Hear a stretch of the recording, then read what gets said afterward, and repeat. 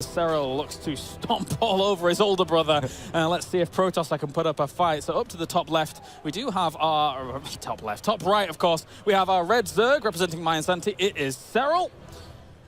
Almost top even. It's not even like completely top right. It's near enough, right? And on the left bottom side of the map, we've got the older brother of the two, looking at the blue base of our Zerg player. It is Protosser. Of course, also hailing from Finland. Finland has always been able to produce some good upstarts and players, of course. Yeah. You've got people like Elfie over there. Serral is by far #1 in that region at the moment, of course, though. Let's not forget Wellamo. He's also won his group, actually, or at least he was the runner-up. So we already have one Finn advancing. It's very cool to see multiple Finnish players in this tournament. That's something that I like. I like seeing the Scandinavian countries be well represented because they had such a strong history within RTS. And I would almost say that Sweden is struggling a little bit right now. You know, it's been a while. Denmark has Bunny, but Bunny is unfortunately not here due to exams. We got a couple other good players. You know, Lila Cannon is here. Space Marine was here as he's already been eliminated. But I think Serral is the Scandinavian hope of this tournament. Oh yeah, he's looking on point right now in 2016. I think he himself hasn't really lost to many people at all in 2016. He lost to people like Marine Lord, Bly, Showtime, and Innovation, and that's it. Nobody else. Nobody else in the tournaments that he's been playing so far. So he's very much so on point right now. Of course, the year is still kind of fresh and new, and we haven't seen too many games yet. It's not like Serral's already won 70 events, but he is just one of the hottest players in Europe right now, and we have big expectations of him. And with this WCS format that we're having this year, you know, if Serral will not at least triple the amount of prize money that he won right now in his career, I'd be shocked, because I'm expecting this guy to make bank this year. Yeah, he should do, especially with when you actually get into the money now. Top 16 here, 1,000 instantly. So that's so motivating for so many players. That's something we didn't really talk about yet. Well, the openings in this ZvZ so far are very identical. You know, brother love is brother love, and they're having a gentleman's agreement over here. It's like, let's just play a macro game, right? Yeah. So it's pretty damn even. Bailingness probably will go down at the exact same time. But to talk a little bit about the payout structure, top 16 gets money here. Do you know how awesome that is? If you're a young player, you're like, should I go to Leipzig or not this weekend? Like, it's going to be so tough. In the past, you had to defeat, you know, 4, 5, 6 Koreans to even make it to the money. Now you don't have to do that. You can actually just play against people that you're familiar with on ladder. You can walk away with $1,000. That is so big. If you're a starting pro gamer, you're 16, 17 years old, you win 1K, you want to do this again. Next time you might win 2K, 5K, you know, and before you know it, you're into the semifinals and you're making a lot of money. So I think I love this payout structure. It's very motivating for all the players. Far cry away from the DreamHacks of old where only top 1 got paid. But even getting this drone could be great here. Very close. Oh, he managed to get it. Yeah, Protosser is actually getting good exchanges. So far, he wins the little link skirmish. He went up to 3 bases a little bit quicker. He was 1 or 2 drones ahead for the majority of this game as well. And now he's a solid 35, 40 seconds ahead when it comes to the 3rd hatchery. So far, so good for the older brother. Yeah. I mean, if anybody's going to know Protosser and Serral the best, it will be those two. They know exactly how things are going to go. Is that drone always going to derp? Yeah. Oh, he has to fix that. Oh, my God. Because you're losing. Look at it. Oh, yeah, okay, he fixed it. There. That's very nice. So obviously just stick on that path if it's already on it at the beginning of things. But Evolution Chamber's coming in now to start those upgrades as well. And Zerg vs. Zerg for me, actually being able to sit back and watch it because I haven't been able to cast for ages and ages, has been really, really fun. Seeing actually the kind of mid-game stages of Zerg vs. Zerg develop recently with the Ravagers being mixed in and having the potential corrosive bile cause big problems. But obviously you've still got to get past this Zerg and Baneling war at the beginning. Yeah, it's definitely fun. I think corrosive bile is a very interesting addition to this matchup. It forces players to be more active rather than just shoving a bunch of roaches in each other's face. And you know, let's see how this goes, and the run with the reinforcements is going to win.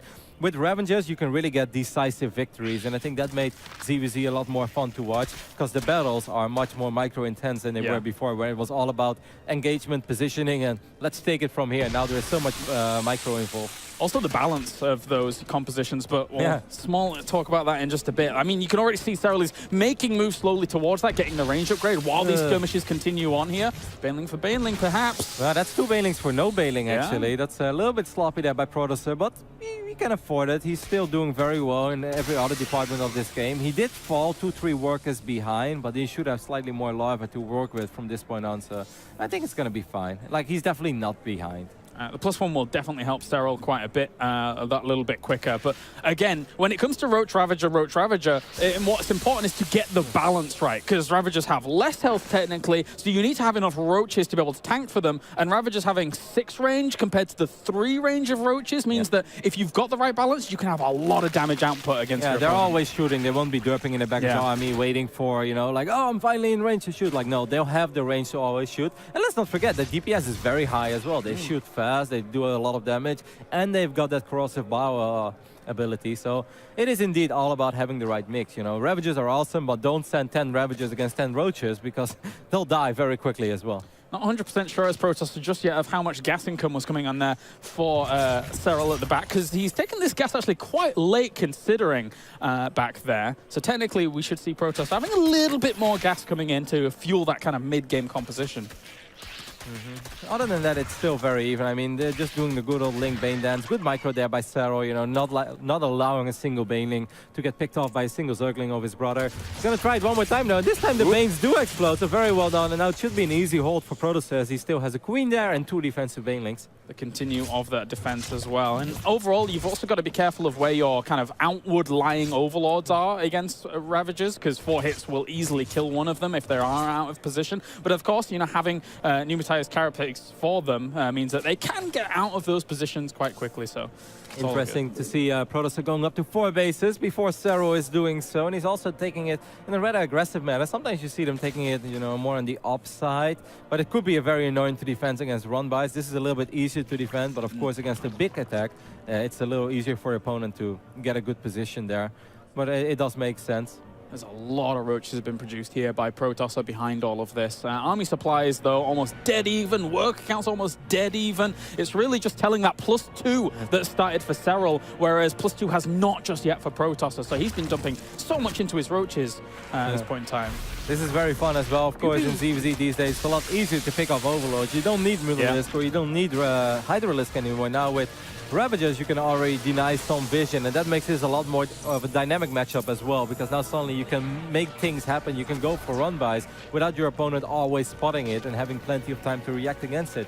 Lurker then going down already as well for Serral. Ah, interesting. That's cool. So definitely some good zoning capabilities and strong defensive capability for him there. As Protosser's not really being too eager about going for these engagements just yet. I kind of feel that Protosser is gearing up for a big attack. There are 17 Roaches on the way now, no more Overlords, but I kind of just feel like he wants to get a fight going. That's kind of a sloppy place to more of your Roaches. Both of them get picked off. No Ravagers for you at the moment. And Serral, of course, like he's kind of faking aggression, often having a run-by, or it was a link drop. I don't know what it was, but Serral is doing some very good work here because he's buying time for Hydralisk. And of course, even more important, maybe for Lurkers. Yeah, that Ling run by quite successful. Good job he didn't lose it in the Baneling Wars earlier on. He wasn't really finding those from lava that need to be spent on Roaches. Now he saved them from the early game, which is all important. But look at this, going for a potential drop here with 7 Roaches. That is a lot of firepower down towards that second base. Yep, it's quite a bit of a commitment as well, but it's all right, because you will always force your opponent to return. When you drop 7 Roaches in your main, if he ignores that, he's going to lose pretty much everything against 7 Roaches. So he needs to turn around, he needs to defend against this. And let's not forget, on the other side of the map, +2 is done. Lurkers will be soon on the way, and that's everything he wants. Actually, Protosser is not turning around. That means he is going to lose a lot at home. But will he be able to win this fight here? He definitely doesn't have the upgrade advantage, but that's not that many Ravagers that he has in the back there. A few more extra will pop. He has a lot of Roaches at the front, though, to try and tank this up against it. If he kills off the Roaches at the front and evades some of those corrosive biles, he could do quite a lot there. But he is losing a lot back at home with 10 drones already going down. But he's kind of crushing this fight, though, James. Look at it. He's going through all the Roaches of Serral, and the younger brother is in a little bit of trouble. He's forced to pull all the drones. Oh, my God. Corrosive bile raining over all these Roaches. He also forced Serral to reproduce Roaches, because Serral realized he wasn't ready yet. So no Lurkers, no Hydras. Look at the supply. Protosser is still quite a bit ahead. Yeah, a Protosser went for this full gun-ho mid-game attack. He has been held off, though. He doesn't have any more Roaches at the front. That means that the Ravagers were a little bit exposed there for a moment. Reinforcing Roaches are going to come in from Protosser.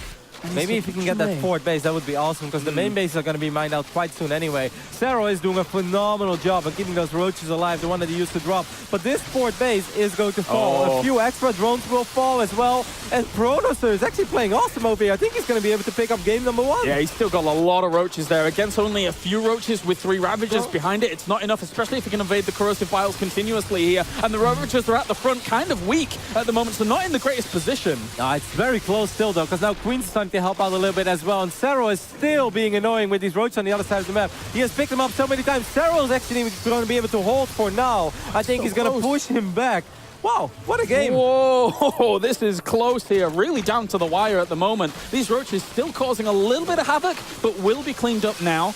So he's just having to move away with those. At least he can continuously pick them up. So it's 42 drones right now against 37. That's a very important number. Let's not forget, I think the Hydra Den is still there. It's hard to make Hydras when you're broke. Even harder to make Lurkers when you're broke.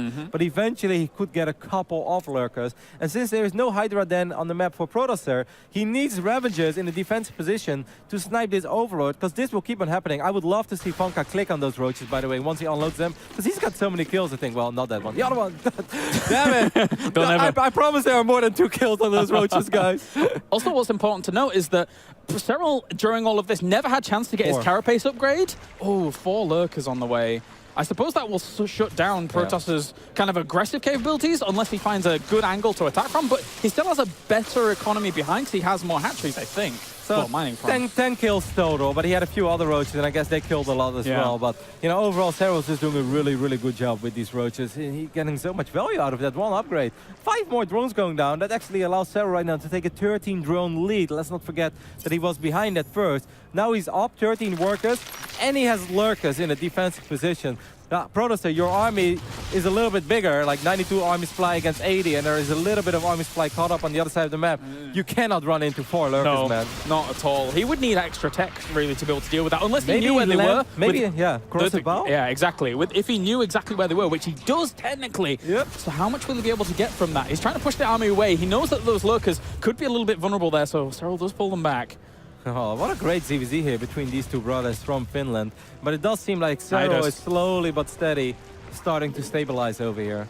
All right, this is a ditch attempt, really, for Serral to break out of the position that he's currently in. He can't just move the Lurkers forwards fast at all, by any means. He needs to kind of hold on from that position. The Nidus is going to really put the wrench in the works here for Protosser. Yeah. The moment that Nidus goes down and he unloads 4 or 5 Lurkers into the main base, like, I think Protosser just has to accept that everything is going to die, because you just cannot run into Lurkers. That was a great pickup of the Overseer at the front. I don't think he has another Overlord too far forwards just yet. Well, he's going to use that one on the left side there.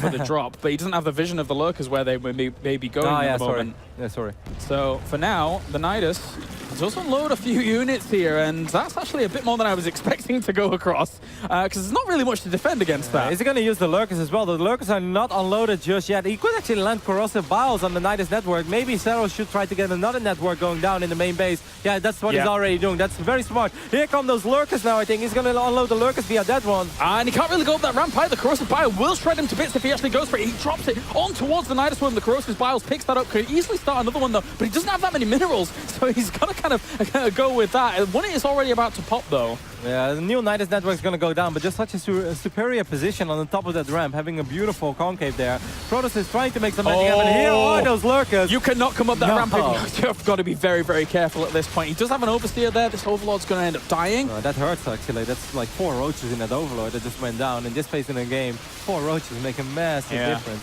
He knows where those Lurkers are. They haven't unburrowed. He sniped another Overseer, I believe, with corrosive bile once again, and he's spreading himself out here as Serral. Serral is making a great recovery in this game. Yep. And let's not forget that he could still eventually evacuate here if he drops another Nidus, or he can still use this one Nidus network. So you can just take out all these tech buildings here, take out the main, take out the pocket expand, take out that roach one as well, and then just go back to your side of the map. This is awesome play by Serral. Beautiful move. Definitely. I mean, thinking about what happened when he was on the back foot, he had the Lurker Den. It didn't really do much for it. Nice little save.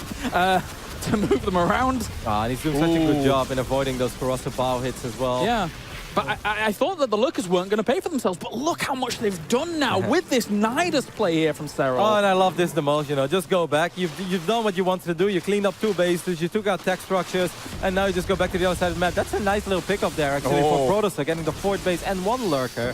But he's down quite a bit in supply. Yes, he is. Serral here still has quite the army indeed, and there's not a whole lot of opportunity for Protosser to engage against it. I don't think he has any Lurkers himself, despite having a Lurker den. So it's not the easiest. He does have money, by the way. That's the most interesting part. Maybe he was worried that units would pop in the wrong space, or maybe he just didn't feel like producing anything just yet. But if he makes Hydras and Lurkers of the money that he has, then this is actually still a very even game. And let's not forget, the one silver lining for Protosser here is that he has +2 armor, and that could actually make a pretty big difference.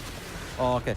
Man, imagine if he had those Lurkers quicker, James. If he has a couple Lurkers here, I actually love Protosser's position. Yeah, I have to agree. That's a ton of Lurkers that we have for Serral, though, who is slowly leapfrogging them forwards, basically siege tank style. And they're getting into a great position here to try and wait. Where are they going? They're not, they didn't burrow, they didn't do anything. That wasn't a great position. That was bad. But now they're kind of sacrificed. Actually, the entire army is moving on top of this. This could be almost a bait and switch in the end, as Serral is landing down corrosive biles against an army that is completely trapped. But Lurkers from the high ground are able to push this away. Yeah, Protosser just wants to do one thing right now. That's get away from these Lurkers of Serral and get back to your own Lurkers. You just have to accept the fact that this 4th base is going to fall and just hold on. Like, it's so hard because he's down 100 supply right now, but he just needs to spend the money. If he would have been able to spend that money.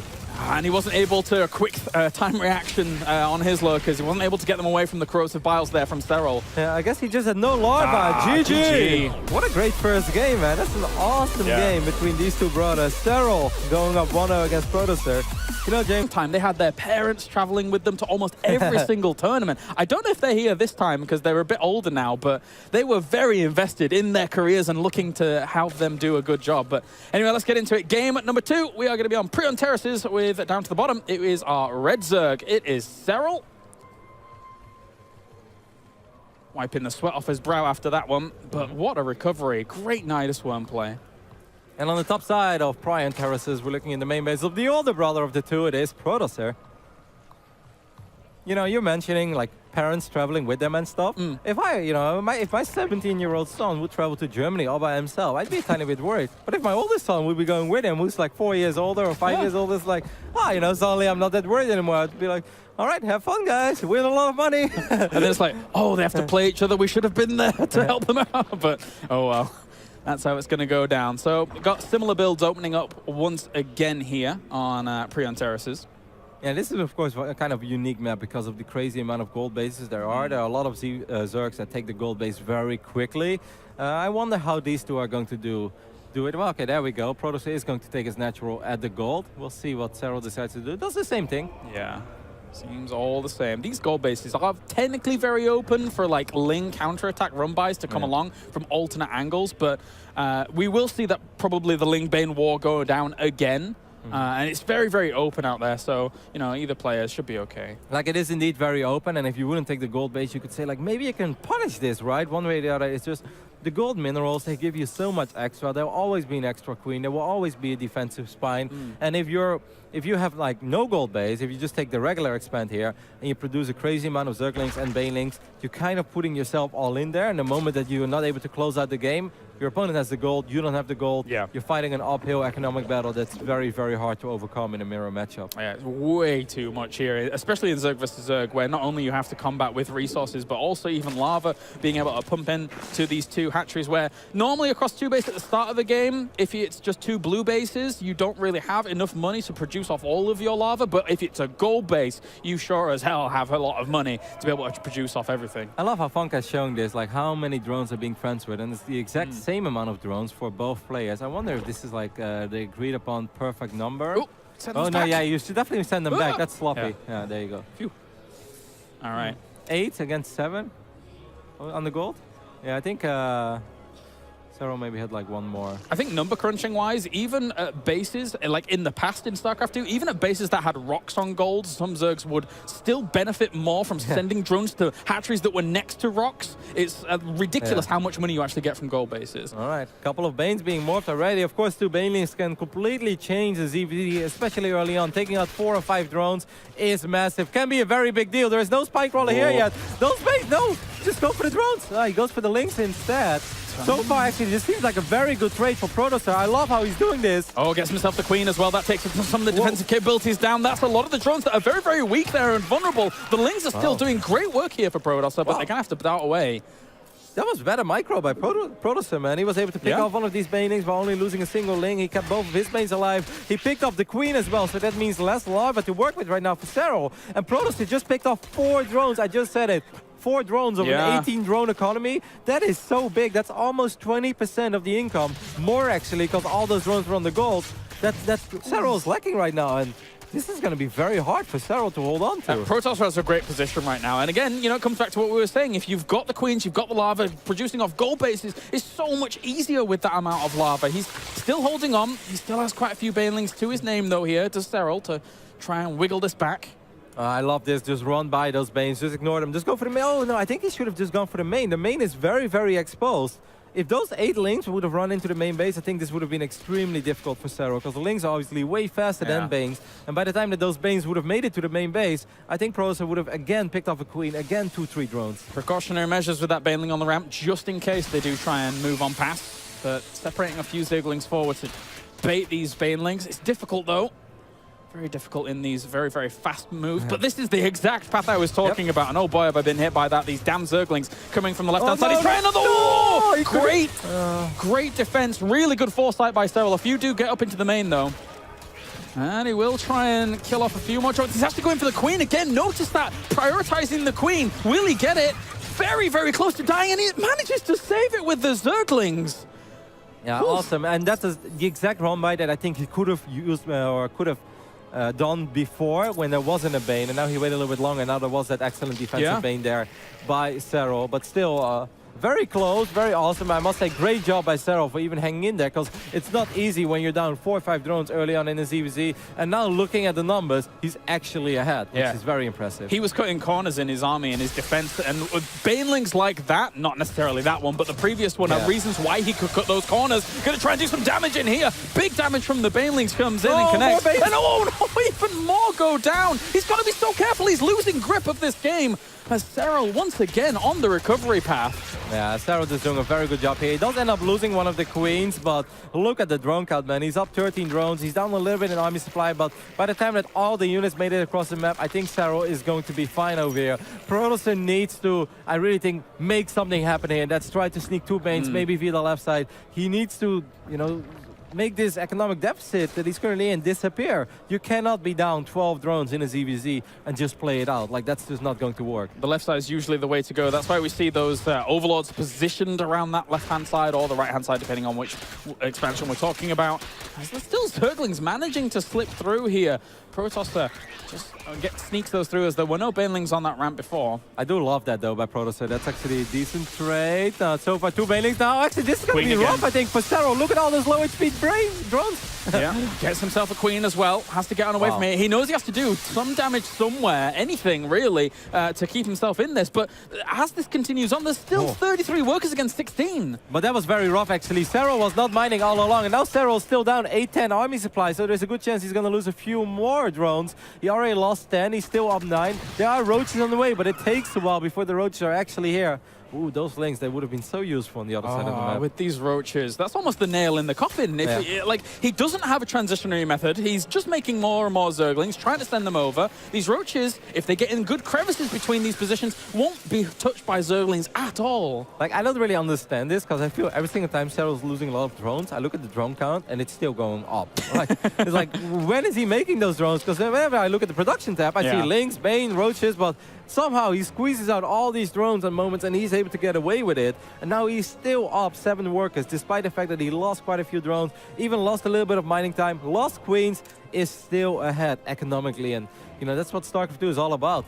He's trying to rely now on the fact that he had a few more aggressive units out earlier to get himself those queens up and running so that he can get the drone count back up here for Protosser, and trying to sneak in that Roach Warren as well. But the counter-aggression is on the way for Serral, who has had the superior economy for quite a long time. And look what he's doing there with that. It's great work by Serral. Yep, I love it. This time Protosser is going to go for a run by into the main base as well, and the Banes were a little bit out of position, so well done there. Should be able to get a couple of drones himself. This game is getting very chaotic and very mad, just all around craziness. 23 against 19 drones right now, so that does mean that this is a playable position. That's a lot better than 18 against 30, which is something we were looking at a couple minutes ago. So slowly but steady, Protosser is finding some wiggle room. Whoa, he just queued up 11 roaches.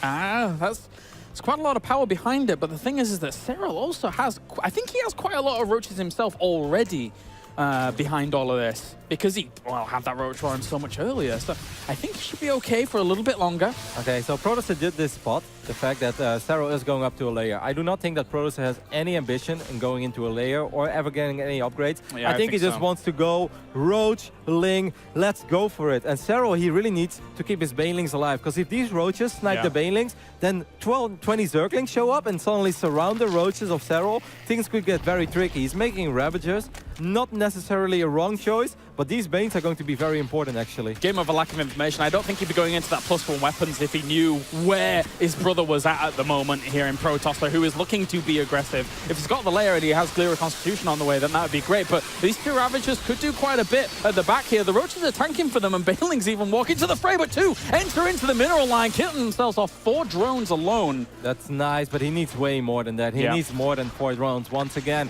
Serral is still up 10 workers, and Protosser doesn't have speed, obviously, since he's still on hatchery tag. So, you know, it takes a while before all these roaches make their way across the map. Here are the Lings, but there are Banelings. Oh, those Banelings are so important. If those Lings got the wraparound on the army, then it probably would fall. But those Banelings there, just helping out the Ravagers at the back, so important. Oh, still one Bane that actually does connect with like 7 or 8 or 9 Lings. That could be it. That could be it right there. Protosser does not have proper transitions just yet. And as all of this is going on, +1 is still on the way for Serral. He squeezed this in while still having a superior army. Yeah. And the most important thing, he still has a superior economy as well. So this is just going awesome for my Insanity Serral. The younger of the 2 brothers here that seems to will be able to advance to the round of 32. But boy, oh boy, they did have to work for it against his older bro. So I'm kind of proud of Protosser, man. I think he played an excellent series here. Yes, he definitely did. He showed really good quality at the moment, and I didn't even notice that Serral cancelled his layer during all of that, knowing that he needs just a little bit of extra oomph behind it. Again, 4 shots for an Overlord if you're playing Zerg versus Zerg. Very, very important number. And he'll be able to completely, I was about to say ravage this position, but that would be the most terrible pun of all time. We're going to do that many times this year, don't worry, Tim. Oh yes, 3R. Still just stomp on through these roaches. He has +1 as well, and that will be the death of Protosser's army here at the front. That is GG. Serral will advance on to the round of 32. After against his older brother. That's awesome, though.